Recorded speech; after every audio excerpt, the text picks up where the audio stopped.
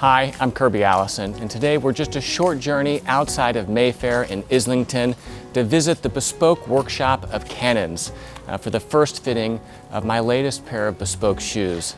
This is an important step along the journey, and I'm excited to see these shoes come together. So join me as we step inside Canons Bespoke.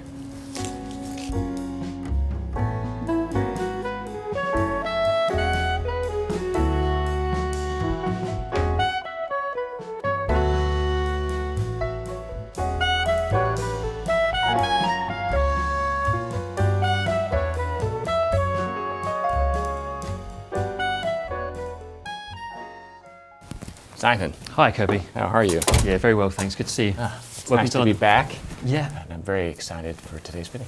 Yeah, me too. So let me take your coat. Yeah, thank you. It's nice and fresh out. Yeah, it's nice and fresh. Proper British weather. Yeah. Brilliant. Here we go. Thank you so much. Welcome. Wow.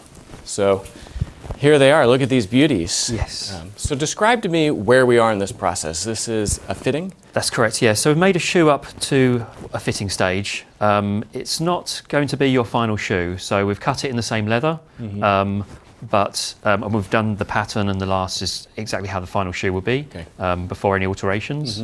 But we're almost certain that we'll want to re-click this. Okay. So, yeah, I mean, it's not just maybe the exact perfect cut that we would do on a final shoe. But we'll get a really good gauge on what's going on. Yeah. It's made exactly like your final should be made with the same stiffeners and everything. But it's been cemented. So we put this cork in here. There's no cork in the final shoe. We just put this in here just to fill the slight void that's in between the holdfast there. Otherwise we'll get a pretty good read on what's going on. And what's the purpose of the fitting? And, is this something you do with all bespoke clients and with every shoe?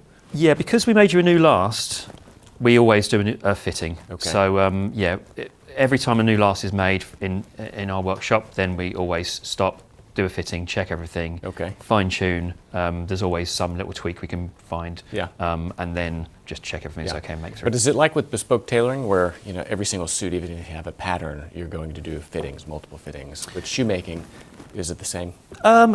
If it's the same, if you're having exactly the same style, so for example, say you had a three-tie derby, we were really happy with the fit, and you just had it in a slightly different colour, then there's not really much need, and if it was the same leather type, there's not really much need to do a fitting.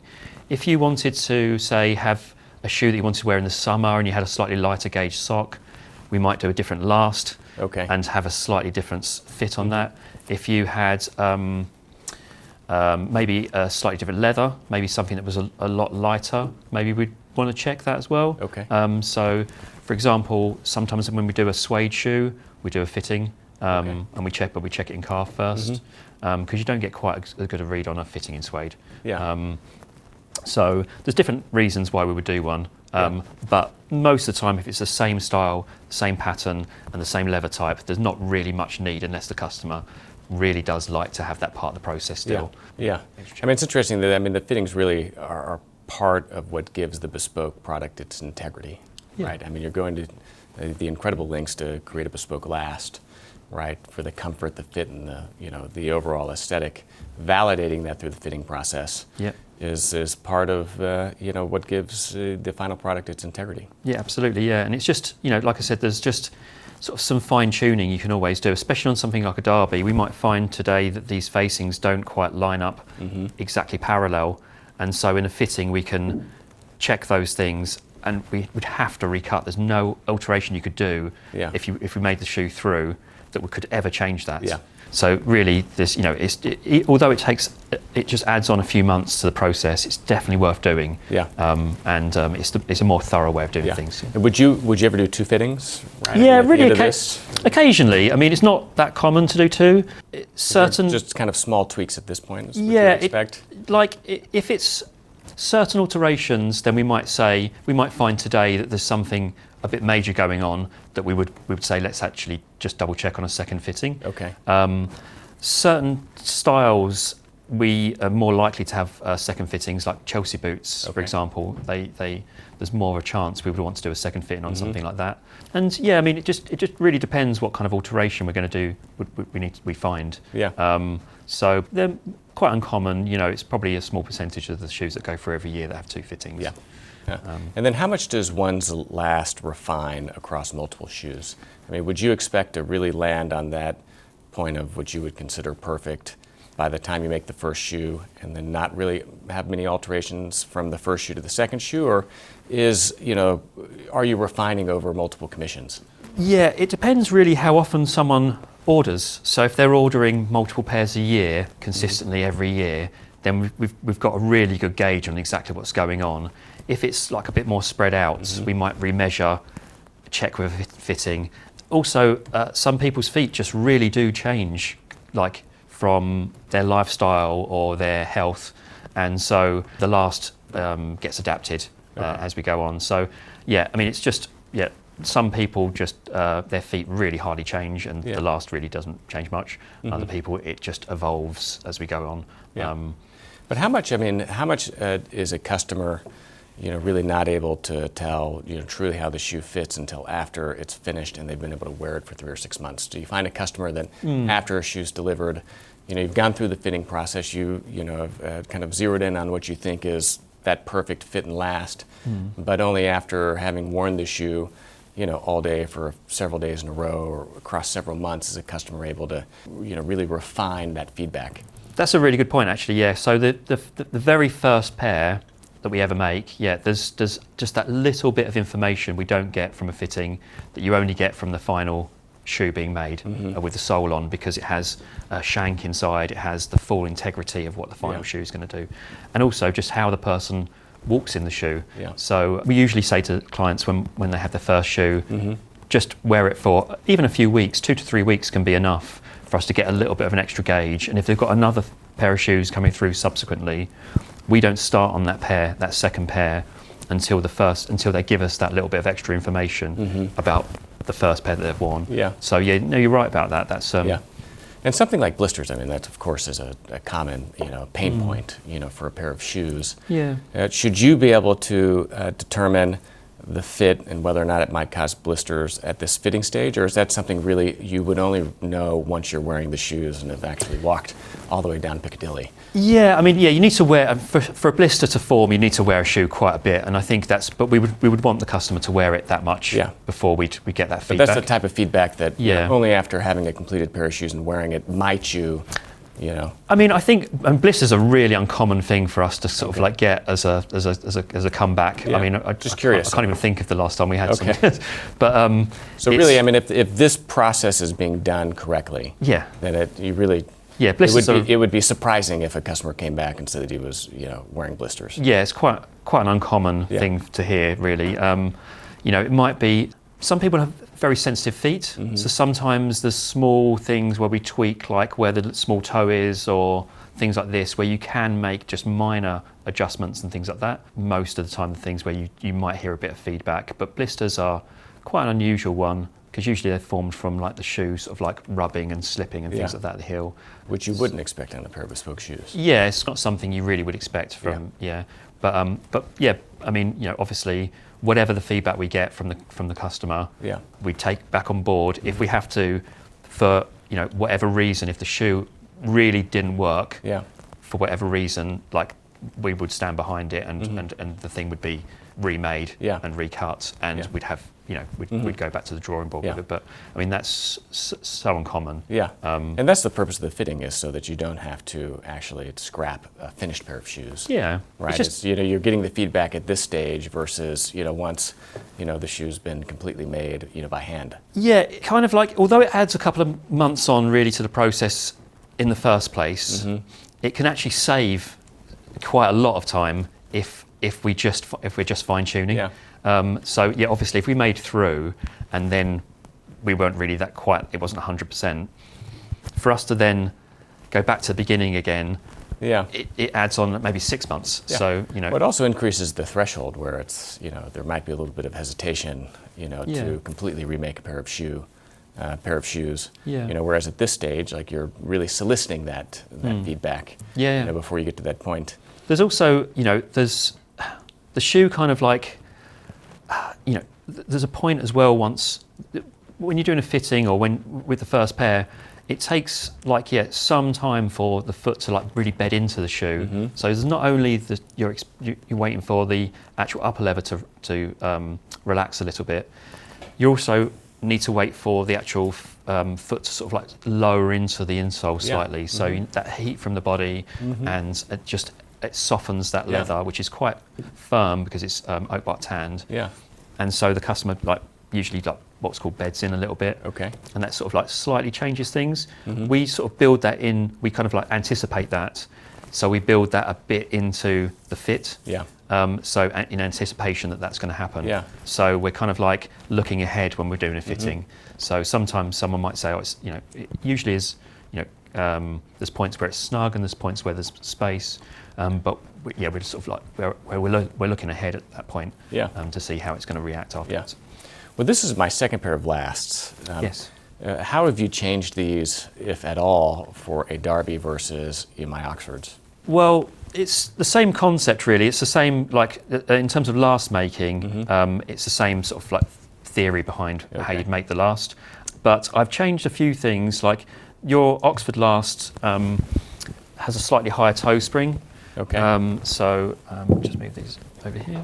An Oxford last and a Derby last is essentially the same. So it fits the same. But I have gone to the trouble of making you a new pair. So there's a couple of differences. One is that I lowered the toe spring slightly. Okay. The original last we made for you has a slightly higher toe spring. So if you see this, the front of the shoe sits a bit higher. Your toes are sort of raised a bit into the original Oxfords we make for you. So this is going to be slightly lower, not dramatically, but you'll probably notice a little bit of a difference. I mean, it's an interesting nuance. I mean, it's really only the last maker would even know something like that's been changed. Yeah, exactly. Yeah, so you might notice it in the style of the shoe. It sort of looks slightly different. Yeah. And you might notice it a little bit in how it feels straight away. It is over time better to have a shoe with slightly lower toe spring.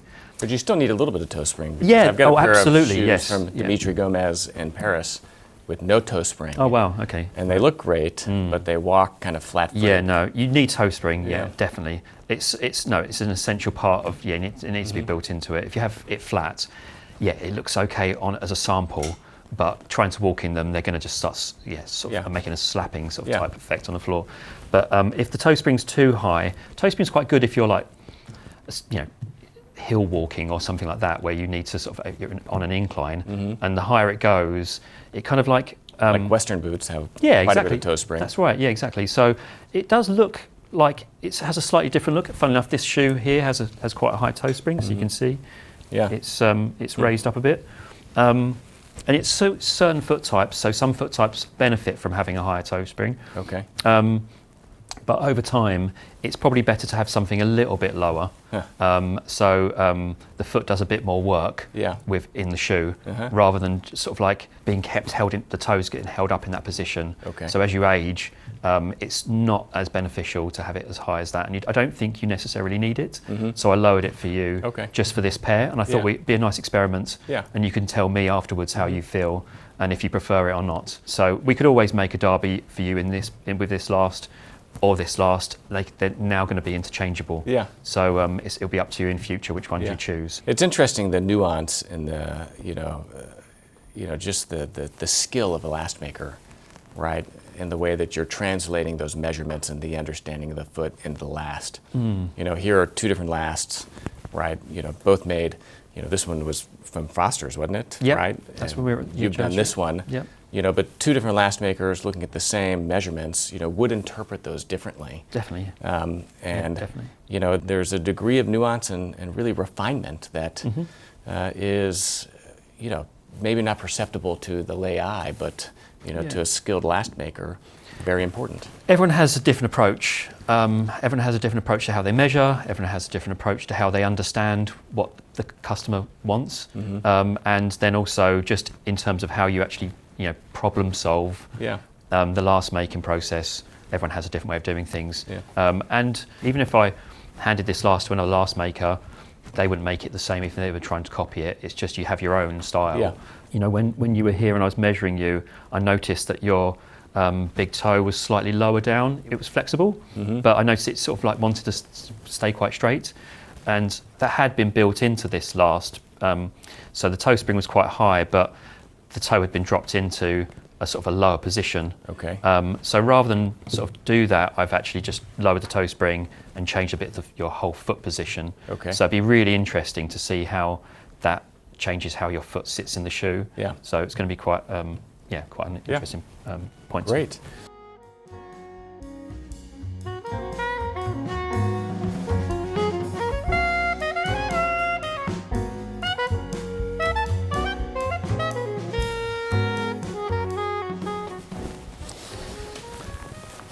Well, exciting. Yes, very much so. So let's get this undone.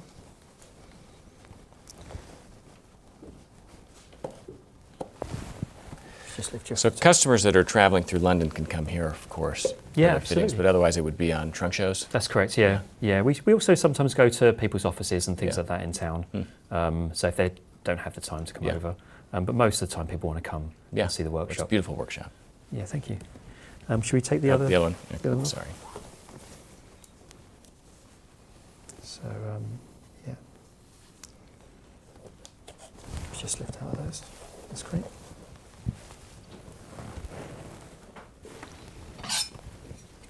Okay, so what we'll do is we'll just we'll get the shoes on, we'll tighten them up, and then we have a platform that we will ask you to stand on. It just gives us a little bit of height, so I can see a bit clearer exactly what's happening. So these bits of leather that are on the side and on the top of the tongue, these are kind of like, these have to stay there. They're like the anchor points where the shoe is sort of attached to the last. Okay. So that when it's pulled, when it's lasted, it doesn't just pull down. So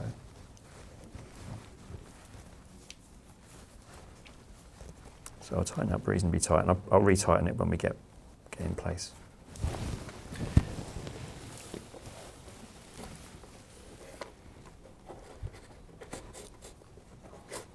It always feels slightly a strange feeling when you don't have the heel on the shoe.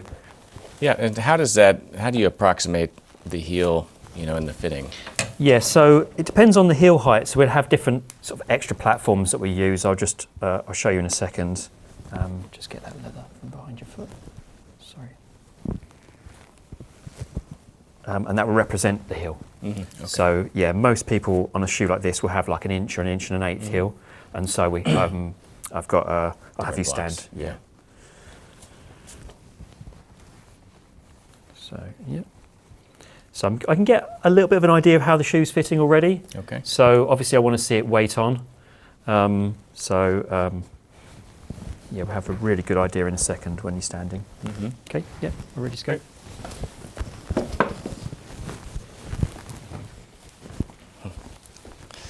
Oh, look at this. This is great.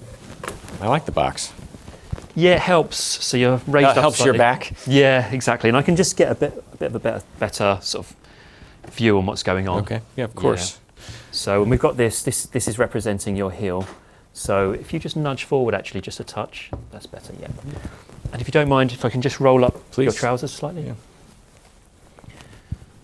So and what I'd like to do is just, although I've just laced them up, I'd just like to check how the laces are now. You have the weight on, so I'm just going to slightly adjust them, see if they need any adjusting. Feel pretty good actually. Tell me if I'm going too tight with them. So how much of this process is, the client giving you feedback on how they feel versus you kind of making your own assessment and determinations? Like how important is my feedback to this process? Your feedback's really important, but the general position of where your foot is inside the shoe, clients don't really know what that should be. And you can feel and assess that yourself. Definitely, yes. So, and I can pretty much see it. So Yeah. as soon as the shoe goes on, I've already sort of like assessing it. And so it's, the feedback from the client is more about if there's any sort of like pinch points or any sort of, just little bits of like discomfort or anything like that that they notice, or but most of it, I've got a pretty good read on what's going on already.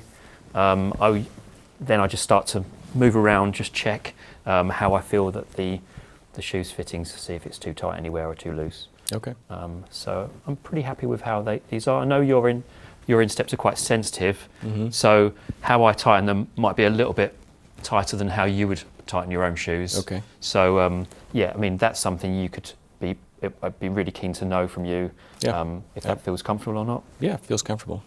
So if that's the case, then what I usually do then is I'll just mark in where those are sitting, and especially on a shoe like this, a Derby, we get an amazing read on whether the last is a really good representation of your actual instep. Okay. So I need to have, like, what I'm trying to do is make the cone of the last, which is like the shape of your instep, Mm-hmm. exactly the same as what your foot is, so the same angle, Okay. not go under or over. Mm-hmm. And if I've got that right, then these should end up being nice and parallel, which they are. So I'm going to mark those in on both sides. And then that gives some information to the pattern cutter then as well. So it's not just for me. The information I'm getting now isn't just for me, it's also for the pattern cutter. Yeah, because the patterns are cut specifically to the last. Yeah. So if you make any adjustments to the last, then presumably the pattern cutter would have to adjust the pattern. Definitely has to be done, yeah. Okay. So the last gets altered, Mm-hmm. and I have to communicate exactly what I did on that alteration to the pattern cutter, who then has to decide how he's going to alter the pattern to create that adjustment. Yeah. So we don't use like blocks. We don't have like standard blocks that we use that we then adjust. Every single pattern's done from scratch. Okay. Wow. So some other shoemakers will have like pre-made blocks. Yeah. And they go off that. We just don't do that. Yeah. Interesting. Yeah. And then is it like in tailoring where you'll take notes, for the pattern cutter on the last or in the file? Yeah. And how much of this feedback is being memorialized somehow? Or I guess my question should be, how is it being memorialized in the process? Yeah, so we have a notebook, essentially. Mm-hmm. They're all numbered, so we can go back to them quite Okay. easily.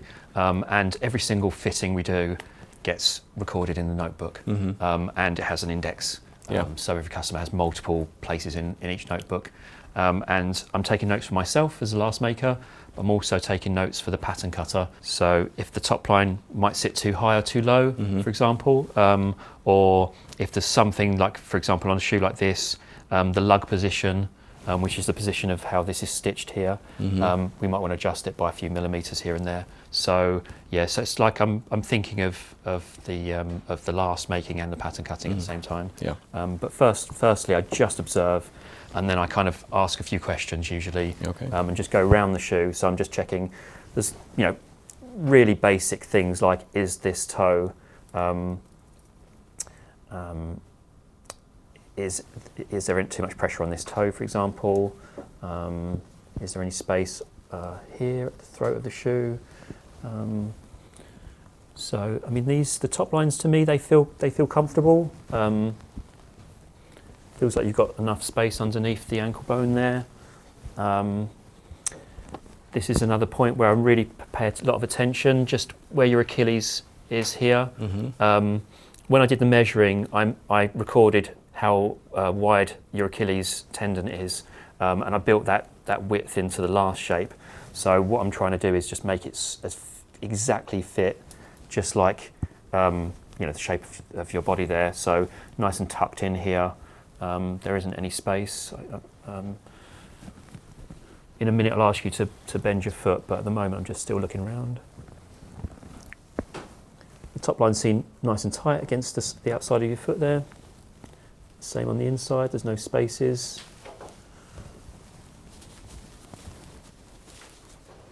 Just making some small marks where certain toes are. And if you could just inside the shoe, just like lift your toes up and down, just slightly. Okay, and you find that there's any sort of, your big toe, like your toenail there, does that feel like it's interfering at all in the shoe? No. I mean, it seems to be sufficient room. Yeah. And on the outside there, is there any pressure inside where the toe box is? No. So toe box is like a firm extra layer of leather, gives this firmness to the front of the shoe. So we wouldn't really want there to be pressure on your toes inside that area, because it's obviously quite hard. But I feel like your toes sitting nicely in there. And then going back through the shoe, where the arch is, for your foot type, we've decided to have an insole up. Insole up is where the arch of the insole is raised slightly. So you might find that sort of in a lot of trainers, you might find that the raised arch inside the shoe. And what we do it in leather. And we don't do it as standard. We just do it for certain foot types. But we do it for your foot type.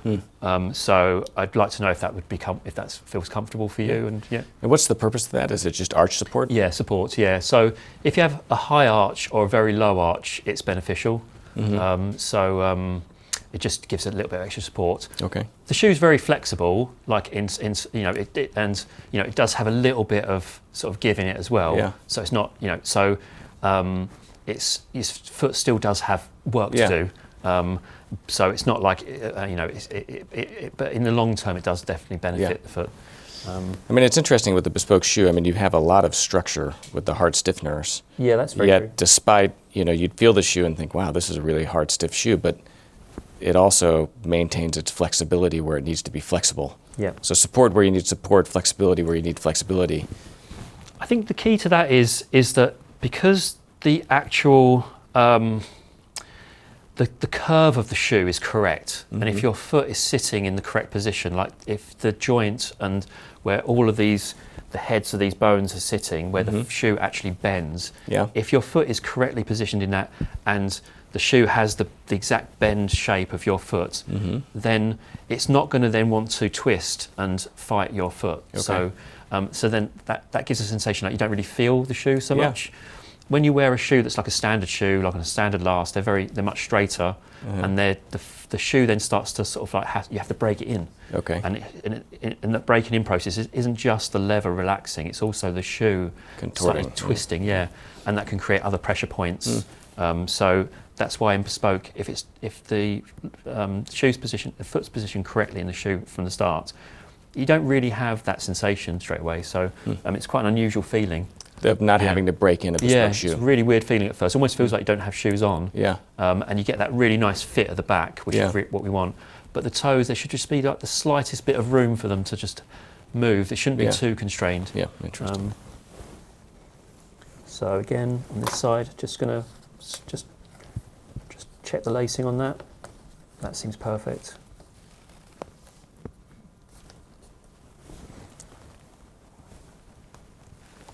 Top lines are really nice and tight, and there's enough height between the top line and your ankle bone there. And how does it feel on the small toe on this side? Yeah, feels good. And if you could do the same again with your big toe? And do you feel like that's interfering at all with the... No. And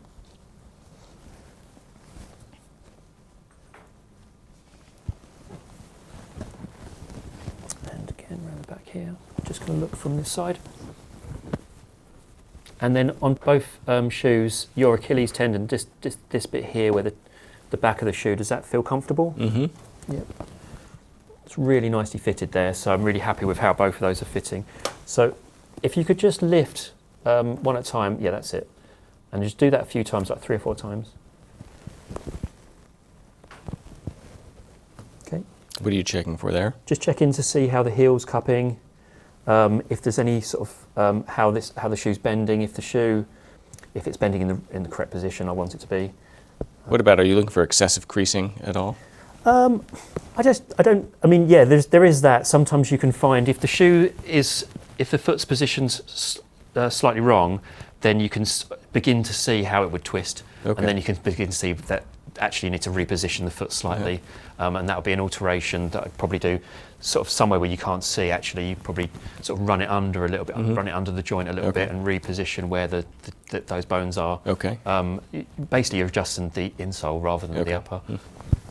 But yeah, with that, I mean, this feels really nice and nicely cupped. When you were doing that, did you feel any movement? No. And no pressure. Good. And then if we do the same on this side, undo that again. Yeah. I mean, it doesn't feel like it's moving to me. No. It's breaking really nicely. I mean, obviously that's when it doesn't have the sole on, you're able to flex your foot much more than when the shoe's finished up. So you probably won't be flexing the shoe. Really? Yeah, okay. So that's a little exaggerated. Yeah, exactly. Yeah. So and then these bones here, just a bit further back, they're not on your feet. They're not so prominent, but they are definitely there. Like I can feel. How's that feeling for you? Yeah, I mean, we moved. We were really conscious of moving this this pattern, this line here, where this seam is, just behind them. Okay. So we've avoided those bones. Okay. And you can feel they just sit here. Had we have moved this forward, you might have found that would have interfered a bit. Really? You might have found some discomfort. So like, all of those sort of things we're paying attention to before you know. Interesting. Even all the way through to the pattern making. Yeah, absolutely. Yeah. So yeah, usually at this stage, I mean, I think the fitting's looking really good. Okay. I wouldn't mind seeing you walk up and down a few times if that would be possible. But. Yeah. Well, is there anything you would change? I mean, at this point, is there anything that you're seeing that that would have you change anything in the last? Like, I think, you seem to be quite comfortable with this. This is quite snug here. Okay. It doesn't feel like it's too tight.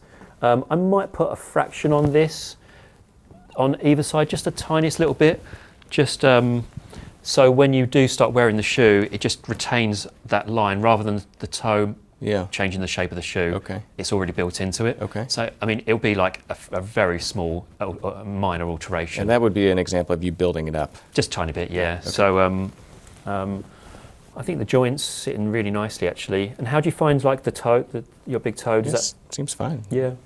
I mean, there's no excess leather that I really want to take away from these. And if this is the same sock gauge, this is. The only thing I might say is my left toe seems like it might be kind of hitting the top of the toe cap. Oh, you think, the big toe here? Yeah. Yeah, right.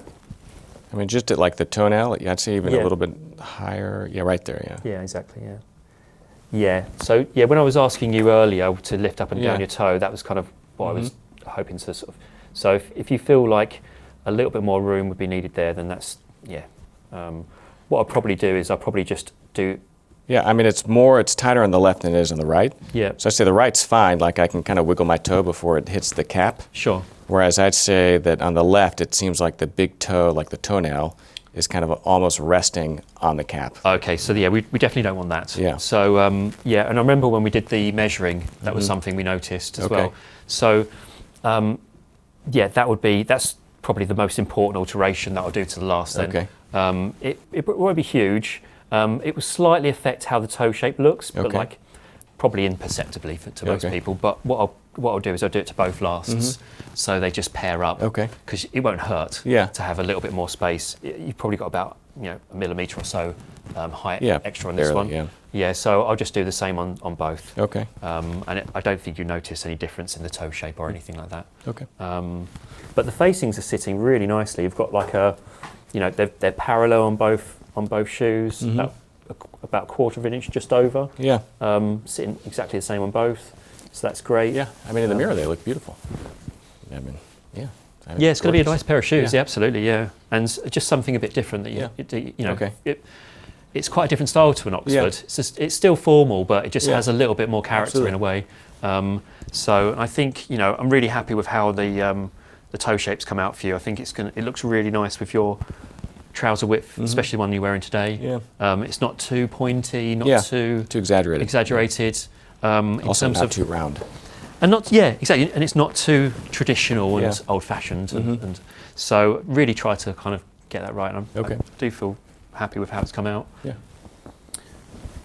Yeah, everything around here is feeling great. So all the arch feels like, and just behind the arch as well, sometimes that can be a point where there's pressure. Yeah. Does that feel okay to you? Feels fine. Yeah. Yeah. Okay, do you want anybody to walk? Yeah, I think now it's really at the stage where I'd like to see you have a stroll up and down. Okay. Get a bit of an idea with your gait. Okay. And what am I looking for as I'm walking? Like, what am I thinking about? If you just walk like nice and straight and just really just not concentrate too much, really, just let me just watch what's going on, and then I'll just get a bit more information. Okay. Just because sometimes once you start walking, certain different things can happen from just how you what your personal walking gait is. Okay. So so I have a bit more info. And I can do that without the heel? Yes, it's a bit of an odd sensation. Yeah. Yeah. I mean, super comfortable. Yeah, I'm really happy with how it's gone actually. Yeah, so as first fittings go on a new last, it's really close. Yeah. So that's there's great. a couple of little tweaks. I think the big toe on the left foot, and I'll make the same adjustment to the right. Otherwise, it's like we're pretty much good to go. So we'll just carry on working on them. So you make the adjustments and then straight to finish?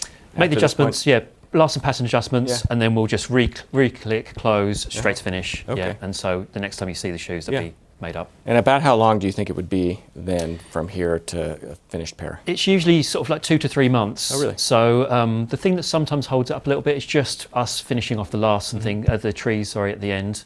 And also just the queue of waiting to be photographed because we photograph all the shoes. Yeah. So usually it's about 2 to 3 months from this stage. It's one of the things I love about the Instagram page. It's a real nice. The glamour shots. Yeah, right. Great. Yeah. Yeah. So really good. Thanks for your time with the fitting and. Well, Simon, thank you.